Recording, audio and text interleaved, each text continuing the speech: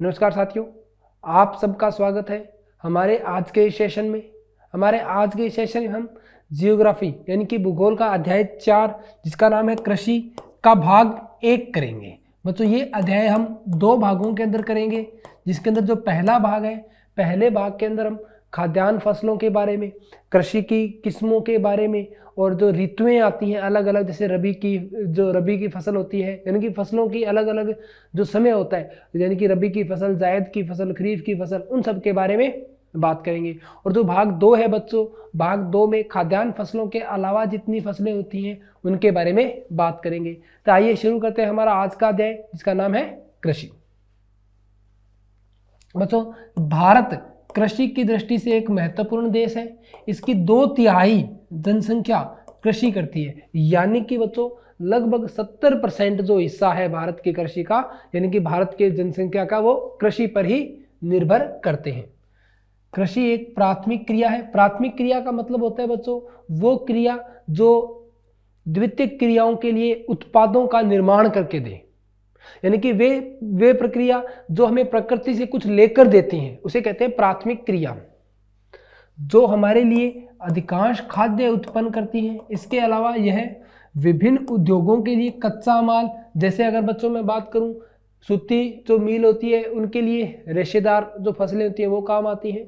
ऐसे ही बहुत से जो हमारे औद्योगिक क्षेत्र होते हैं वहाँ कच्चे माल की आवश्यकता होती है, तो उन कच्चे मालों की उपलब्धता भी कृषि के द्वारा पूरी की जाती है। अन्य उत्पादों जैसे चाय, कॉफ़ी, मसालों का भी निर्यात किया जाता है, यानी कि आप चाय, कॉफ़ी, ये जो मसाले हैं इनका निर्यात करके भी अच्छी खासी आमदनी कृषि के जरिए कमा सकते हो। कृषि प्रक्रिया यानी कि कृषि के दौरान कौन कौन सी प्रक्रियाएं अपनाई जाती हैं, एक पूरे वर्ष के अंदर, एक पूरी कृषि फसल के अंदर कौन कौन सी क्रिया अपनाई जाती है। तो बच्चों सबसे पहले की जाती है जुताई, जुताई के बाद होती है बुआई, बुआई के बाद बच्चों निराई, निराई यानी कि उनमें से खरपतवार को निकालना। इसके बाद की जाती है बच्चों सिंचाई। सबसे पहले जुताई, उसके बाद बुआई, फिर निराई, फिर सिंचाई, और उसके बाद खाद डाली जाती है बच्चों, यानी कि उर्वरक डाले जाते हैं, कीटनाशक डाले जाते हैं ताकि उसके अंदर जो कीड़े पनपे हैं वो कीड़े मर जाएं, और लास्ट में कटाई की जाती है और उसके बाद दलाई की जाती है। तो ये पूरा प्रोसेस रहता है बच्चों एक कृषि की प्रक्रिया का।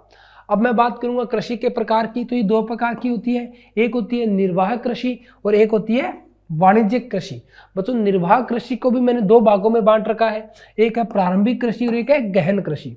निर्वाह कृषि बच्चों वो कृषि है जो एक परिवार या बहुत सारे या बेचने के, अगर मैं प्रारंभिक निर्वाह कृषि की बात करूं तो यह एक परिवार के पालन पोषण के लिए, भरण पोषण के लिए, यानी कि इतने के स्थान पे खेती जिससे सिर्फ एक परिवार का गुजारा हो सके, तो ये है बच्चों प्रारंभिक निर्वाह कृषि।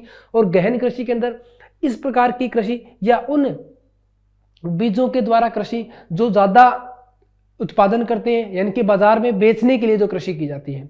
इसी प्रकार वाणिज्यिक कृषि के अंदर मिश्रित कृषि और रोपण कृषि भी आती है। आगे देखते हैं हम इनके बारे में। सबसे पहले प्रारंभिक जीविका निर्वाह कृषि, यानी कि निर्वाह कृषि का जो पहला भाग था हमारा प्रारंभिक जीविका निर्वाह कृषि, उसके बारे में देखेंगे। जैसे कि मैंने आपको पहले भी बताया, सिर्फ उतने से स्थान पर खेती करना या उतनी सी खेती करना जो एक परिवार का पूरा पालन पोषण या भरण पोषण कर सके। जिस प्रकार की खेती से केवल इतनी उपज होती हो कि उससे परिवार का पेट भर सके, तो उसे प्रारंभिक जीविका निर्वाह कृषि कहते हैं। इस प्रकार की खेती जमीन के छोटे टुकड़ों पर की जाती है। इससे आदिम औजार और परिवार या समुदाय के श्रम का इस्तेमाल होता है, यानी कि इसके लिए जो आधुनिक औजार है उनका उपयोग नहीं किया जाता। एक छोटे से परिवार के लिए बिना बाहरी खर्च के उत्पादन किया जाता है, यानी कि ये उस फसल के लिए भूमि की उर्वरता पर ही निर्भर करते हैं। यह मुख्यतः मानसून पर और जमीन की प्राकृतिक उर्वरता पर निर्भर करती है। इस प्रकार की कृषि में किसी स्थान विशेष की जलवायु के हिसाब से ही किसी फसल का चुनाव किया जाता है। इसे कर्तन दहन खेती भी कहा जाता है। ऐसा करने के लिए सबसे पहले जमीन के किसी टुकड़े की वनस्पति को काटा जाता है। बच्चों होता क्या है, अगर आपको सिर्फ परिवार के भरण पोषण के लिए ही खेती करनी है तो बच्चों वो लोग क्या करते हैं, किसी एक प्राकृतिक स्थल को, वहां पर जो वनस्पति उसे काटते हैं, काटने के बाद जला देते हैं, जलाने के बाद जो राख बनती है उसको मिट्टी में मिलाकर उसकी उर्वरता को बढ़ाकर वहां खेती करते हैं।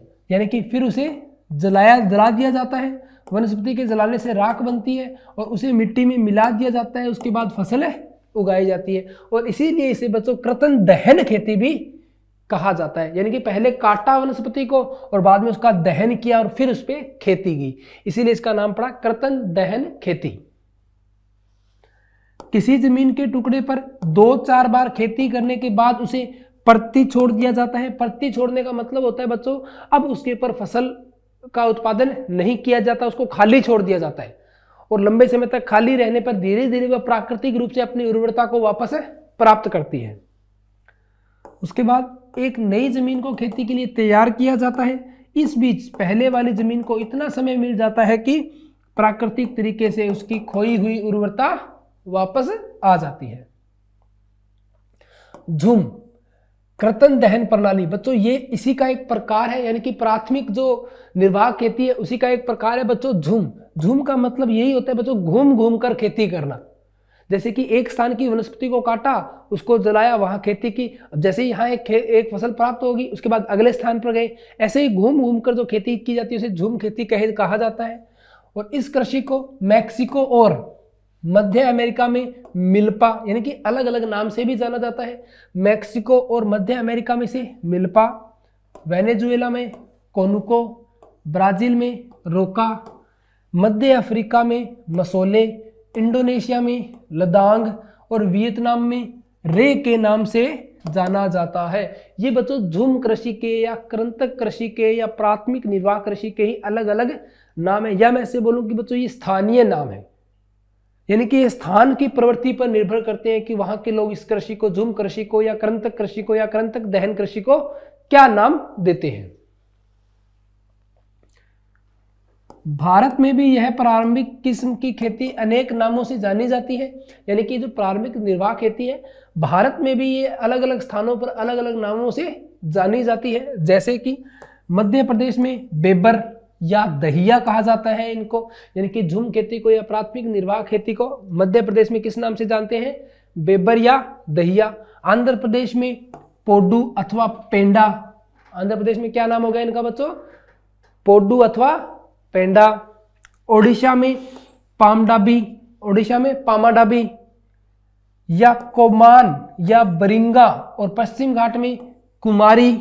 दक्षिणी पूर्वी राजस्थान में वालरे या वाल्टरे, हिमालय क्षेत्र में खिल, हिमालय क्षेत्र में खिल, झारखंड में कुरुआ और उत्तर पूर्वी प्रदेशों में झुम आदि नामों से जाना जाता है। ये बच्चों एक ही प्रकार की फसल के उनके स्थान के आधार पर अलग अलग नाम दिए गए हैं। जैसे अपने विश्व के दृष्टिकोण से भी इसके अलग अलग नाम देखे तो भारत के अंदर भी हर एक राज्य के अंदर लगभग अलग अलग नाम से जानी जाती है। अब बच्चों दूसरा प्रकार था गहन जीविका कृषि। हमने अभी तक देखा प्राथमिक निर्वाह कृषि के बारे में, अब हम बात करेंगे गहन जीविका कृषि के बारे में। तो जब कृषि बड़े भूभाग पर होती है और सघन आबादी वाले क्षेत्रों में होती है तो उसे गहन जीविका कृषि कहते हैं। इस प्रकार की कृषि में जैव रासायनिक निवेशों और सिंचाई के अत्यधिक या अत्याधुनिक तरीकों का इस्तेमाल किया जाता है। देखो बच्चों जैसे कि मैंने आपको बताया वो तो एक परिवार के पालन पोषण के लिए थी, अब यहाँ सिर्फ परिवार के पालन पोषण को ना ध्यान में रखते हुए एक समुदाय के पालन पोषण के लिए, यानी कि इतनी मात्रा में कृषि का उत्पादन करना कि उससे अनेकों परिवारों को खाद्यान्न उपलब्ध हो सके। गहन जीविका कृषि की समस्याएं, अब बात आती है बच्चों इसके अंदर समस्याएं क्या हैं। पीढ़ी दर पीढ़ी जमीन का बंटवारा होने लगता है, इससे जमीन का आकार छोटा होता चला जाता है और छोटे आकार के भूखंड से होने वाली पैदावार लाभप्रद नहीं रह पाती। इसके फलस्वरूप किसानों को रोजगार की तलाश में पलायन करना पड़ता है। ये सबसे बड़ा नुकसान है बच्चों इस प्रकार की कृषि का। अब मैं बच्चों बात करता हूं वाणिज्यिक कृषि का। जैसे कि आपको पता है हमने कृषि को दो भागों में बांटा था, एक तो थी निर्वाह कृषि और दूसरी थी वाणिज्यिक कृषि। निर्वाह कृषि को हमने फिर दो भागों में बांटा था, एक तो थी प्रारंभिक निर्वाह कृषि और जो दूसरी थी वो गहन निर्वाह कृषि। और अब हम बात करेंगे वाणिज्यिक कृषि की। जब खेती का मुख्य उद्देश्य पैदावार की बिक्री करना होता है, यानी कि उससे पैसा कमाना होता है, तो उसे वाणिज्यिक कृषि कहते हैं। इस प्रकार की कृषि में आधुनिक साजो सामान का इस्तेमाल होता है। इसमें अधिक पैदावार वाले बीज, रासायनिक उर्वरक, कीटनाशक और खरपतवार नाशक का इस्तेमाल होता है। यानी कि अब जो फसल उगाई जाती है उसे बाजार में बेचने के लिए उगाई जाती है, ताकि उससे धन कमाया जा सके और अपने परिवार का पालन पोषण किया जा सके और अपनी आर्थिक जरूरतों को पूरा किया जा सके। भारत में पंजाब, हरियाणा, पश्चिमी उत्तर प्रदेश और महाराष्ट्र के कुछ भागों में बड़े पैमाने पर वाणिज्यिक कृषि होती है। इसके अलावा बिहार, पश्चिम बंगाल, तमिलनाडु आदि में भी इस प्रकार की खेती होती है, यानी कि वाणिज्यिक खेती देखने को मिलती है। अब बात आती है बच्चों रोपण कृषि की। रोपण कृषि क्या होती है?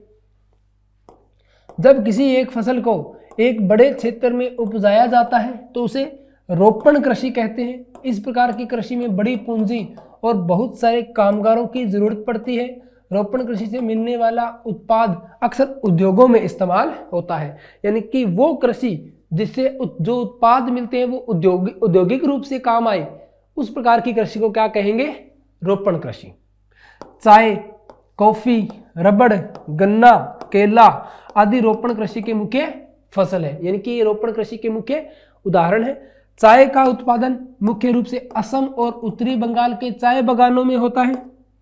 कॉफी तमिलनाडु में उगाई जाती है। केला बिहार और महाराष्ट्र में उगाया जाता है।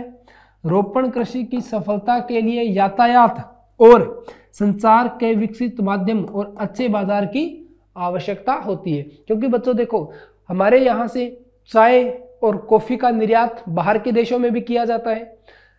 ये जो वाणिज्यिक खेती का एक प्रकार रोपण कृषि है, इससे आर्थिक रूप से काफी सहायता मिलती है, तो ये कहीं ना कहीं बाजार से कनेक्टिविटी भी होना इसके लिए जरूरी है। कृषि ऋतुओं की अगर मैं बच्चों बात करूं तो ये 3 प्रकार की है: खरीफ ऋतु, जायद ऋतु और रबी ऋतु। यानी कि खरीफ की फसल, जायद की फसल और रबी की फसल। सबसे पहले अपने रबी की बात करेंगे बच्चों ये जो फसल है ना बच्चों, ये अक्टूबर से दिसंबर में बोई जाती है। यानी कि इनकी बुआई का जो समय होता है वो सर्दियों के प्रारंभ में होता है, यानी कि अक्टूबर से दिसंबर में बोई जाती है और अप्रैल से जून के अंदर इनकी कटाई की जाती है। तो वो फसल जो अक्टूबर नवंबर के अंदर बोई जाती है और अप्रैल मई जून के अंदर काट ली जाती है, उन फसलों को कहा जाता है रबी की फसल। और इनके अगर प्रमुख उदाहरणों की मैं बात करूं तो गेहूं, बार्ली, मटर, चना और सरसों। पंजाब, हरियाणा, जम्मू कश्मीर, उत्तराखंड और उत्तर प्रदेश रबी की फसल के मुख्य उत्पादक है। ये मैंने स्थानों की बात करी बच्चों कि रबी की फसल जो मुख्यतः किन स्थानों पर होती है, और ये रबी की फसलें हैं कि रबी यानी कि कौन सी वे फसलें हैं जो अक्टूबर दिसंबर के अंदर बोई जाती है और अप्रैल मई के अंदर काटी जाती है। बच्चों खरीफ की फसल, बच्चों इसे गर्मी की फसल भी कहा जाता है, क्योंकि ये फसलें जो होती है बच्चों ये लगभग जुलाई के अंदर इनकी बुआई की जाती है और सितंबर अक्टूबर में इनकी कटाई की जाती है। जुलाई में बुआई की और सितंबर अक्टूबर में इनकी बच्चों क्या कर ली? कटाई कर ली। तो वे फसल जो गर्मियों के अंदर रहती हैं उन्हें कहते हैं खरीफ की फसल या गरीब की फसल। आगे देखते हैं। खरीफ की मुख्य फसलें हैं धान, मक्का, ज्वार, बाजरा, तुअर, मूंग, उड़द, मूंगफली और सोयाबीन। ये खरीफ की फसलों के कुछ उदाहरण हैं।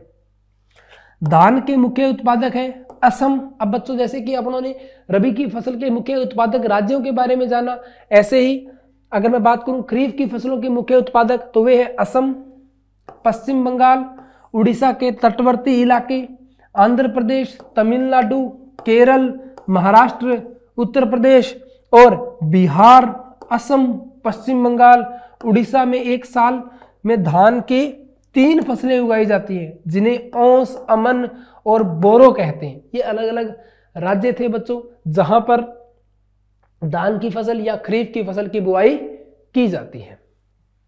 एक है बच्चों जायद की फसल। बच्चों ये दोनों जो सीजन थे उनके बीच की फसल होती है, यानी कि जायद की फसल जो होती है बच्चों इस लगभग जून जुलाई के समय में बोई जाती है। अगर सॉरी, जो जायद की फसल जो होती है बच्चों, ये मई जून के अंदर बोई जाती है और जुलाई अगस्त तक काट ली जाती है। जिसके अंदर मुख्य फसलें, मुख्य अगर मैं बात करूं कौन कौन सी आती है, जिसमें तरबूज, खरबूजा, खीरा, सब्जियां और चारे वाली फसलें उगाई जाती हैं। गन्ने को भी इसी मौसम में लगाया जाता है, लेकिन उसे पूरी तरह से बढ़ने में 1 साल लग जाता है। अब मैं मुख्य फसलों की बच्चों बात करूं तो इसमें है चावल, गेहूं, मोटे अनाज, बाजरा, मक्का और दालें। अब हम इनके बारे में डिटेल में देखेंगे कि चावल के लिए मुख्य जो राज्य है वो कौन कौन से हैं। तो ये शुरू करते हैं। भारत दुनिया में चावल का दूसरा सबसे बड़ा उत्पादक देश है बच्चों। अगर मैं सबसे बड़े उत्पादक देश की बात करूं तो वो है चीन, यानी कि सबसे ज्यादा जो चावल का उत्पादन किया जाता है बच्चों वो चीन में किया जाता है, जबकि भारत दूसरा सबसे बड़ा उत्पादक देश है। धान की खेती के लिए जरूरी होता है उच्च तापमान, यानी कि 25 डिग्री सेल्सियस टेम्परेचर। ये बच्चों आवश्यकता है कि धान कब हो सकता है, जब मिनिमम तापमान कितना हो, 25 डिग्री, हाईएस्ट तापमान इतना रहना चाहिए। अधिक आर्द्रता और 100 सेंटीमीटर से अधिक सालाना वर्षा। यदि सिंचाई की सही व्यवस्था हो तो धान को कम वर्षा वाले क्षेत्रों में भी उगाया जा सकता है। अब बच्चों अगर मैं धान के क्षेत्रों की बात करूं भारत के अंदर, तो आप देख सकते हो बच्चों ये जो क्षेत्र है, ये क्षेत्र मैक्सिमम है धान की खेती के लिए जो उपयुक्त क्षेत्र है इस क्षेत्र के अंदर, यानी कि यूपी, बिहार, पश्चिम बंगाल, कुछ आंध्र प्रदेश और उड़ीसा का हिस्सा और यहाँ असम का हिस्सा, ये कुछ मेन हिस्से हैं बच्चों जहां धान की खेती की जाती है। अब मैं बच्चों बात करूं गेहूं की। गेहूं उगाने के लिए 50 से 75 सेंटीमीटर की सालाना वर्षा। धान के लिए कितनी थी बच्चों, 100 सेंटीमीटर सालाना, जबकि गेहूं के लिए कितनी थी, 50 से 75 सेंटीमीटर सालाना जरूरत होती है, जिसका वितरण समान रूप से हो। पाला पड़ने से गेहूं की फसल तबाह हो जाती है, यानी कि खराब हो जाती है। गेहूं के मुख्य उत्पादक क्षेत्र पश्चिमी उत्तर के गंगा सतलज के मैदान, दक्कन के काली मृदा वाले क्षेत्र। गेहूं के मुख्य उत्पादक हैं पंजाब, हरियाणा, उत्तर प्रदेश, बिहार, राजस्थान और मध्य प्रदेश के कुछ भाग। ये वो भाग है जहां गेहूं का ज्यादा उत्पादन किया जा सकता है। आप यहां देख भी सकते हो बच्चों गेहूं का वितरण, यानी कि ये जो आपको क्षेत्र दिख रहा है बच्चों, ये गेहूं के उत्पादन के लिए सर्वश्रेष्ठ क्षेत्रों के अंदर है। यानी कि गेहूं के लिए जिस प्रकार की वर्षा की आवश्यकता होती है, जिस प्रकार की आर्द्रता, जिस प्रकार के तापमान की आवश्यकता होती है, वो इस क्षेत्र में अधिक मात्रा में पाया जाता है। अब मैं बात करूंगा बच्चों मोटे अनाज। भारत में उगने वाले मोटे अनाज में मुख्य है ज्वार, बाजरा और रागी। बच्चों ज्वार, बाजरा और रागी इनको बोला जाता है मोटा अनाज। इनका दाना थोड़ा मोटा होता है बच्चों, इसीलिए इनको कहा जाता है मोटा अनाज। हालांकि ये मोटे अनाज हैं, लेकिन इनमें पोषक तत्वों की अधिक मात्रा होती है, यानी कि अगर पोषक के अनुसार देखूं तो ये काफी अच्छी होते हैं। अब सबसे पहले मैं बात करता हूं ज्वार की। तो ज्वार उत्पादन के मामले में महाराष्ट्र सबसे आगे है, यानी कि अगर ज्वार का मैं उत्पादन देखूं तो महाराष्ट्र में सर्वाधिक होता है। ज्वार की खेती कर्नाटक, आंध्र प्रदेश और मध्य प्रदेश में भी होती है। ज्वार को अक्सर आर्द्र क्षेत्रों में उगाया जाता है, इसलिए इसे सिंचाई की जरूरत नहीं होती, यानी कि ज्वार की खेती के लिए आपको सिंचाई नहीं करनी पड़ती। अब बात करता हूं बच्चों मैं बाजरा की। तो बाजरे की बलुई और उथली काली मिट्टी में उगाया जाता है। ये मिट्टी का प्रकार है बच्चों बलुई और उथली काली मिट्टी। राजस्थान बाजरे का सबसे बड़ा उत्पादक है। अभी हमने देखा था बच्चों कि जो ज्वार था, ज्वार का सबसे बड़ा उत्पादक कौन था, महाराष्ट्र। ऐसे ही बाजरा जो है इसका सबसे बड़ा उत्पादक कौन है, राजस्थान। और इसके अलावा उत्तर प्रदेश, महाराष्ट्र, गुजरात और हरियाणा में भी बाजरे की खेती की जाती है। अब बात करता हूं बच्चों रागी की। तो रागी को शुष्क प्रदेशों में लाल, काली, बलुआ, दोमट और उथली काली मिट्टी में उगाया जाता है। रागी के उत्पादन में महाराष्ट्र पहले नंबर पे है, जिसके बाद तमिलनाडु का स्थान है। यानी कि रागी के अंदर और ज्वार के अंदर, रागी और ज्वार इन दोनों में पहले स्थान पर है महाराष्ट्र, जबकि बाजरा में पहले स्थान पर है राजस्थान। यह है मोटे अनाजों का वितरण। अब बच्चों बात करते हैं अपने मक्का की। मक्के का इस्तेमाल खाद्यान्न और चारे दोनों के रूप में होता है। पुरानी जलोढ़ मिट्टी में मक्के की पैदावार अच्छी होती है। मक्के की खेती के लिए 21 डिग्री सेल्सियस से 27 डिग्री सेल्सियस के बीच के तापमान की जरूरत पड़ती है। ये तो बच्चों आगे स्थिति कि मक्के को किस प्रकार की स्थिति की आवश्यकता होती है। अब कर्नाटक, उत्तर प्रदेश, बिहार, आंध्र प्रदेश और मध्य प्रदेश मक्के के मुख्य उत्पादक राज्य हैं। अब मैं बच्चों बात करता हूं दालों की। दालें, भारत विश्व में दाल का सबसे बड़ा उत्पादक होने के साथ साथ सबसे बड़ा उपभोक्ता भी है। यानी कि बच्चों अगर मैं पूरे विश्व के दृष्टिकोण से देखूं तो पूरे विश्व के अंदर दालों का सबसे बड़ा जो उत्पादक है वो है भारत, और सबसे बड़ा उपभोक्ता भी है, वो भी कौन है? भारत। दालों को साम फसलों की आवर्तन में उगाया जाता है। इसका यह मतलब है कि हर 2 फसलों के बीच एक दाल की फसल उगाई जाती है। यानी कि कोई भी 2 फसलों के जो बीच का समय होता है उसमें दालों की उगाई या बुआई की जाती है। उत्तर प्रदेश, मध्य प्रदेश, राजस्थान और कर्नाटक दाल के मुख्य उत्पादक हैं। तो बच्चों इसी के साथ हमारा इस अध्याय का भाग 1 यहीं समाप्त होता है। भाग 1 के अंदर हमने कृषि के प्रकार, ऋतुओं के प्रकार और उन ऋतुओं के अनुसार जितनी भी प्रकार की फसलें थी उनके बारे में पढ़ा। इसके बाद जो भाग 2 है उसके अंदर हम उन फसलों की बात करेंगे जो खाद्यान्न रूप में उपयोगी न होकर बाजार के रूप में या औद्योगिक क्षेत्रों के रूप में उपयोगी होती हैं, इनके बारे में देखेंगे। आज के हमारे इस भाग में इतना ही। अब हम मिलेंगे इसी अध्याय के दूसरे भाग के साथ। तब तक के लिए धन्यवाद।